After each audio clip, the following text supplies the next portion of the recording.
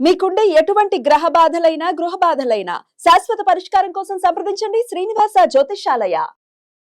Hi viewers, welcome to our channel. ప్రస్తుతం మనతో పాటు దాము భారతి గారు సీనియర్ జర్నలిస్ట్ ఉన్నారు. వారితో ఒకసారి మాట్లాడదాం. సార్ నమస్కారం. నమస్తే సార్, హీరోయిన్ దీపికా పదుకొన్ని కల్కి 2 నుంచి తీసేయడం జరిగింది, ప్రభాస్ గారి సినిమా. అయితే అంతకు ముందే స్పిరిట్ నుంచి కూడా తీసేశారు సందీప్ రెడ్డి వంగ, అది కూడా ప్రభాస్ గారి సినిమానే. సో ఇప్పుడు కల్కి నుంచి తీసేయడంతో రకరకాల ఊహాగానాలు బయట సర్క్యులేట్ అవుతున్నాయి. సందీప్ రెడ్డి వంగానే ప్రభాస్ గారికి చెప్పి తీయించేశాడు అని చెప్పేసి కూడా ఒక నరేషన్ బయటకు వచ్చేసింది. అసలు ఎందుకు ఈ విధంగా దీపికా పదుకొనే పట్ల జరిగింది? అంటే కల్కి 1 లో ఉన్న తనని కల్కి 2 నుంచి తీసేశారంటే పెద్ద రీజనే ఉండొచ్చు అని అంటున్నారు. మరి దీని వెనకాల ప్రభాస్ గారు ఏమైనా ఉండే అవకాశం ఉందా? దీనికి గల కారణాలు ఏంటి? అలాగే ఇప్పుడు అల్లు అర్జున్ సినిమాల నుంచి కూడా తీసేయబోతున్నారంటూ వార్త అయితే ప్రచారంలో ఉంది. దీనికి సంబంధించి ఏం జరిగింది? దీపికా పదుకొని లేటెస్ట్గా కాంట్రవర్షియల్ హీరోయిన్గా చెప్పుకోవచ్చు. ఇండియా వైజ్ తెలుగులోనే కాదు, హిందీలో కూడా ఆమె మీద కాంట్రవర్సీస్ వచ్చాయి. ప్రధానంగా మనకి ఈ మధ్య ఆమె మీద కాంట్రవర్సీ చెప్పాలంటే సందీప్ రెడ్డి వంగ స్పిరిట్ సినిమా కోసం, ప్రభాస్ హీరోగా వస్తున్న స్పిరిట్ సినిమా కోసం ఈమెను కాంటాక్ట్ చేశారు. ఎందుకంటే ఈమె ఆల్రెడీ కల్కి 1లో 2898 AD కల్కి దీంట్లో చేసింది కాబట్టి, ప్రభాస్తో వర్కింగ్ రిలేషన్ ఉంది కాబట్టి దీంట్లో కూడా పెడదామని అనుకున్నాడు. రెండోది, స్పిరిట్ని వరల్డ్ వైడ్గా రిలీజ్ చేయబోతున్నారు, ముఖ్యంగా హాలీవుడ్ను కూడా టార్గెట్ చేయబోతున్నారు కాబట్టి దీపికా పదుకొని హాలీవుడ్లో కూడా ఆల్రెడీ పాపులర్ కాబట్టి ఆమెను పెడితే బాగుంటుంది అనేది సందీప్ రెడ్డి వంగ అనుకున్నట్టుగా తెలుస్తుంది. దాంతో ఆయన కలిసినప్పుడు ఆమె కొన్ని కండిషన్లు పెట్టింది. ఒకటి, 25% హైక్ తను తీసుకున్న ఆల్రెడీ 25 కోట్ల ఆమె రెమ్యునరేషన్ అని చెప్తున్నారు, దాని మీద ఇంకో 25% పెంచమని ఒకటి అడిగింది. రెండవది, 8 గంటలు అని అడుగుతుంది కానీ గంట అటు ఇటు పోతుంది. ఆమె లంచ్ టైం ఇవన్నీ పక్కన పెడితే ఆమె రెస్ట్ పీరియడే గంట పోతుంది. సో లిటరల్గా 6 నుంచి 7 గంటలు మాత్రమే నేను మీకు టైం ఇస్తాను, 8 hour కంటే నేను ఎక్కువ కాల్ షీట్ ఇవ్వను అనేది ఆమె తెగేసి చెప్పింది. సందీప్ రెడ్డి వంగ ఏంటంటే, ఒక్కోసారి మన చేతిలో ఉండవు కదండి, కొన్ని పరిస్థితులు ఉంటాయి. ఒకసారి సర్దుకుపోవాలి. ఒకసారి మీకు 2 గంటలే షూట్ ఉండొచ్చు, ఇంకొకసారి 10 గంటలు ఉండొచ్చు. అది చెప్తే లేదు అట్లా కుదరదు, నేను 8 అంటే 8, నాకు ప్రాబ్లమ్స్ ఉన్నాయి, ఇష్యూస్ ఉన్నాయి అనేది ఆమె చెప్పింది. మూడవది ఏంటంటే, 25 మంది క్రూ ఉంటారు ఆమెకి. 25 మంది క్రూ కూడా 5 స్టార్ హోటల్ ఫెసిలిటీలు ఇవ్వాలి. తర్వాత వాళ్ళ కోసం 3, 4 మొత్తం ఈ వ్యానిటీ వెహికల్స్ ఇవ్వాలి, క్యారవాన్స్ ఇవ్వాలి. సో ఇవన్నీ ఆమె డిమాండ్స్. సో ఈ డిమాండ్లు మిగతా డిమాండ్లకి అంతా ఓకే, కానీ ఈమె చెప్పిన 7 hour 8 hour డిమాండ్కి సందీప్ రంగకు ఉండక కష్టమైంది. ఎందుకంటే అతను నైట్లు షూట్లు రకరకాలుగా ఉంటాయి కాబట్టి ఇది కష్టమని చెప్పి తీసేశాడు. తీసేసినప్పుడు ఆమె ఏం చేసిందంటే, ఈ స్టోరీని లీక్ చేసిందని, దాంతో సందీప్ రెడ్డి వంగ కోపం వచ్చింది. ఇట్లా స్టోరీని లీక్ చేసిందని చెప్పి ఆమె మీద ఓపెన్గానే డైరెక్ట్గా పోస్ట్ పెట్టేశాడు. అది నేషనల్ వైడ్ వైరల్ అయింది. సందీప్ రెడ్డికి వంగకు ఉన్న ముందు నుంచి కూడా రామ్ గోపాల్ వర్మ లాగా అతనికి కూడా కాంట్రవర్షియల్ నేచర్ ఉంది, ఓపెన్గా ఏదన్నా చెప్పేయడం అతనికి అలవాటు. సో దానివల్ల అతను ఆల్రెడీ కాంట్రవర్షియల్గా ఉన్నాడు. దీంతో ఎప్పుడైతే ఈ మీద అతను మాట్లాడాడో, ఆల్రెడీ ఈ మీద నెగిటివిటీ చాలా ఉంది హిందీ ఫీల్డ్లో కూడా. ఈ కండిషన్ల వల్లనే నెగిటివిటీ ఉంది. దాంతో హిందీ మీడియా, నేషనల్ మీడియా కూడా దీని మీద ఇదైంది. ఇప్పుడు కొత్తగా ఇంకొక వార్త ఏంటంటే, నిన్న వైజయంతి మూవీస్ వాళ్ళు ఒక ప్రకటన చేశారు. అదేంటంటే, మేము ఈ కంటిన్యూ చేయట్లేదు ఈమెను దీపికా పదుకొనేని, మేము లాంగ్ జర్నీ చేశాము, కానీ డిస్పైట్ లాంగ్ జర్నీ చేసినప్పటికీ ఈ జర్నీలో మాకు అవసరమైన కమిట్మెంట్లు ఇవ్వలేదు ఆమె అన్నట్టుగా. ఎందుకంటే ఈ సినిమాని మేము చాలా ఇదిగా తీస్తున్నాం కాబట్టి మాకు కమిట్మెంట్లు చాలా అవసరం, అది ఇవ్వలేదని. అట్లాగే ఆ డైరెక్టర్ నాగస్విన్ కూడా ఒక ట్వీట్లో ఎవరికో బదులిస్తూ జరిగిందని మనం మార్చలేమన్నట్టుగా చెప్పాడు. సో అంటే ఆయన కూడా కన్ఫర్మ్ చేసినట్టుగా.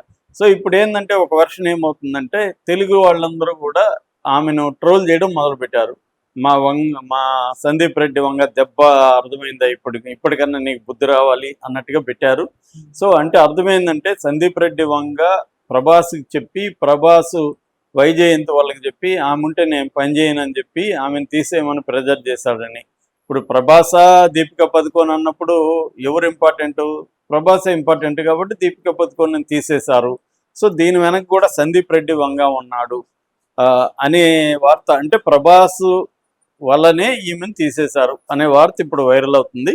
రెండవ అంశం ఏంటంటే ఇందాక నువ్వు చెప్పినట్టుగా అక్కడ అల్లు అర్జున్ అండ్ అట్లీ సినిమాలో కూడా ఈమె ఉంది. అది కూడా ఏంటంటే అది హాలీవుడ్ రేంజ్లో 800 crores పెట్టి తీస్తున్నారు. సో దాంట్లో నుంచి కూడా ఈమె తీసేశారు అనేది వార్త వస్తుంది. మొన్ననే ఒక ట్వీట్ ఎవరో పాపులర్ క్రిటిక్ కూడా ఈ మీద విమర్శిస్తూ వీళ్ళకి 6 7 పెట్టాలి క్యారవాన్లు వీళ్ళ టీంకి అనేది కూడా ఆయన కూడా మాట్లాడాడు. అంటే ఈ మధ్య ఏమైందంటే హీరోయిన్లు ఇట్లా పాపులర్ అయినప్పుడు వాళ్ళ డిమాండ్లు అనేవి చేస్తారు. హీరోలు చేసినప్పుడు మనమేమో కామన్గా తీసుకుంటాం. ఇప్పుడు హీరోలకు కూడా చాలా మందికి, నేను సుభాష్ చంద్రబోస్ అనే సినిమాకి నేను అసోసియేట్గా 2008లో పనిచేశాను. అప్పుడే రాఘవేంద్రరావు దగ్గర మన ఈయన ఎవరు ప్రకాష్ రాజ్కి ఎంతమంది తెలుసు, అప్పుడు 7 మంది. అతనికి ఒక personal cook, personal body guard, అసిస్టెంట్లు అందరు కలిసి 7 మంది. ఆ 7 మందికి కూడా అన్ని సౌకర్యాలు ఇవ్వాలి. ఫుడ్ కూడా హీరోలతో కూడా పెట్టే ఫుడ్ వాళ్ళకి కూడా పెట్టాలి. మేము అప్పుడే ఆశ్చర్యంగా చెప్పుకునేవాళ్ళం, ఇదేంద్రా వెంకటేష్కి 2 3 ఉండేవాళ్ళు, ఇతనికేమో 7 మంది వచ్చేవాళ్ళు బ్యాచ్. స్క్రిప్ట్ కూడా 2 గంటల ముందు వచ్చి స్క్రిప్ట్ పేపర్ తీసుకెళ్ళిపోయి దాంట్లో కూడా డైలాగులు యాడ్ చేస్తూ ఉన్నాడు ప్రకాష్ రాజ్. అప్పుడు మేము ప్రకాష్ రాజ్ ఏంది ఇతను ఎందుకు భరిస్తున్నారా జనాలు అనుకునేవాళ్ళం మేమంతా. సో మేల్ యాక్టర్స్ అంతా కూడా ఇలాగే ఉంటారు చాలామంది, కానీ వాళ్ళని భరిస్తారు వీళ్ళు. ఫిమేల్ ఒకరు డిమాండ్ చేయడం మొదలు పెడితే ఇంక భరించలేరు. ఇప్పుడు మోహన్ బాబు ఉన్నాడు, మోహన్ బాబు షూటింగ్కి రాడు నైట్లో, ఆయన కండిషన్లోనే షూట్ చేయాలి. నాగార్జున ఉన్నాడు, నాగార్జున నేను నైట్లో షూటింగ్కి రాను అంటాడు, ఆయన భరించి వీళ్ళు చేస్తారు.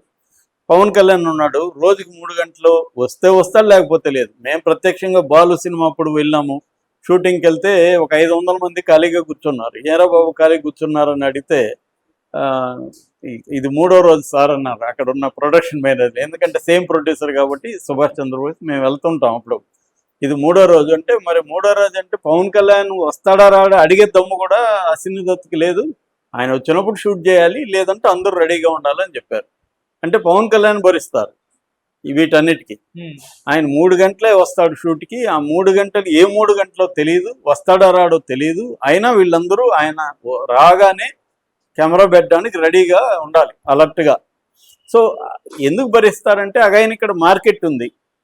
ఫైనల్గా ఇప్పుడేమో పవన్ కళ్యాణ్ మీద వీళ్ళకి ప్రేమో ఈ మీద వ్యతిరేకత లేదు. ఇక్కడ జెండర్ అనేది కూడా ఇంపార్టెంట్ కాదు, జెండర్ కంటే కూడా మార్కెట్ ఇంపార్టెంట్. ఇప్పుడు ఆమెకు కూడా మార్కెట్ ఉండే ఆమె పేరుతోనే కలికి ఆడింది అనుకో, రేపు పొద్దున ఆమెకు కూడా ఇవన్నీ భరిస్తారు. అప్పుడు ఆమె పేరుతో ఆడదు కదా. ప్రభాస్ ఇంపార్టెంట్ కల్కిలో కాబట్టి, లేదా అమితాబ్ బచ్చన్ నెక్స్ట్, ఆమె పేరుతో, ఆమె అనేది ఒక అడిషనల్ వాల్యూ తప్ప ఆమె పేరుతో ఆడితే భరిస్తారు. ఇప్పుడు చిరంజీవి సినిమాకి కూడా 9 2 బిడ్డలు, వాళ్ళని కేర్ టేకర్స్ మొత్తం 7 మందో 8 మందో వచ్చారు. వాళ్ళకి మళ్ళీ ఫ్లైట్లు, వాళ్ళకి ఇవన్నీ 5 స్టార్ హోటళ్ళు ఇవన్నీ ఉంటాయి.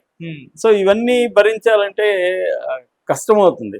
ఒక్కోసారి ఆర్టిస్టులు, నేను నైమ్ డైరీస్ తీసినప్పుడు యజ్ఞ శెట్టి అని ఉండేది, ఆమె వేరే సినిమాకు మైసూర్లో ఉంది. ఆమెను మేము నెక్స్ట్ షెడ్యూల్కి రావాలి, రమ్మంటే మీరు నాకు అన్నీ ఏర్పాటు చేస్తే వస్తానంటారు. అమ్మ మా సినిమా కోసం నువ్వు వెళ్ళలేదు కదా, నువ్వెందుకు వెళ్ళావు అక్కడికి, మేమెందుకు అవన్నీ చేయాలంటే లేత రానంటుంది. ఇంకా తప్పకుండా చేయాల్సి వచ్చింది. అంటే ప్రొడ్యూసర్ని, ఆర్టిస్టులు ఏంటంటే ఒకసారి కమిట్ అయితే వాళ్ళతో కొన్ని రోజులు షూట్ చేస్తాం, షూట్ చేసినాక వాళ్ళకి తెలిసిపోతుంది వీళ్ళు ఇప్పుడు మనల్ని తీయలేరు, తీసి మళ్ళీ మొదట పెట్టలేరు, కాబట్టి భరిస్తారని చెప్పి వాళ్ళు బ్లాక్మెయిల్ చేయడం మొదలు పెడతారు. సో ఇలా జరుగుతుంటాయి. కాబట్టి ఇక్కడ జెండర్ కూడా ఉందా లేదా అంటే ఉంటుంది ఖచ్చితంగా. ఎందుకంటే ఒక స్త్రీ డిమాండ్ చేస్తే భరించడం వీళ్ళ మేలుగో హర్ట్ అవుతుంది. అదే ప్రభాస్ ఏం చేస్తే అది వంగ వింటాడు, మోసుకొని వింటాడు. అతని ఈగో ఆయన దగ్గర ఉండవు, ఎప్పుడో ఈమె దగ్గరికే అతని ఈగో హర్ట్ అవుతుంది. కాబట్టి ఇక్కడ ఏంటంటే మార్కెట్, జెండరు అన్నీ కూడా పనిచేస్తాయి, కానీ మేజర్గా మార్కెటే పనిచేస్తుంది. ఇప్పుడు ఆమె మీద 200 కోట్ల సినిమా హిట్ అవుతుంది అనుకోండి, దీపికా పదుకోన్ మీద, అందరూ ప్రొడ్యూసర్లు, అందరూ డైరెక్టర్లు మేలుగోలన్నీ కూడా పడుకుంటాయి, ఏవి లేవు. ఎందుకంటే మార్కెట్ కాబట్టి. సో మేలుగా అనేది కూడా మార్కెట్కి లొంగే ఉంటుంది.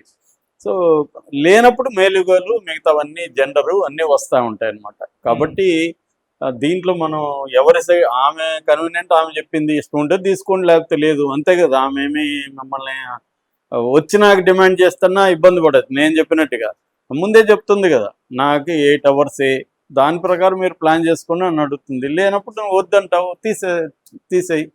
మేబీ అలాంటిది జరిగి ఉంటుంది. కాకపోతే ఇప్పుడు ఏంటంటే ఆమె ప్రెస్ మీట్ పెట్టబోతుంది ఈ రోజు అనేది ఇప్పుడు ఇందాకే వార్త వచ్చింది.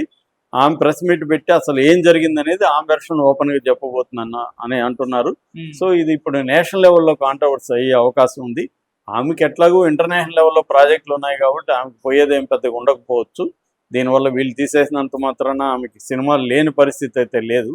కాకపోతే ఆమె మీద రకరకాల ఇవి వస్తున్నాయి. ఆ భర్త మీద కూడా మొదటి భర్త బిల్లు పే నన్ను చేయమన్నాడు కాబట్టి విడాకులు ఇచ్చాననే వార్త కూడా వస్తుంది. ఎందుకంటే వీళ్ళు ఒకసారి నచ్చనప్పుడు రకరకాల పుకార్లు కూడా క్రియేట్ చేస్తూ ఉంటారు. ఇంకా చిన్న దాని దగ్గర నుంచి పెద్ద దగ్గర వరకు నెగిటివ్గా వెళ్తూ ఉంటుంది అనమాట. ఓకే సో మరి ఆమె ఎలా డీల్ చేస్తుందనేది చూడాలి. Okay sir, thank you so much.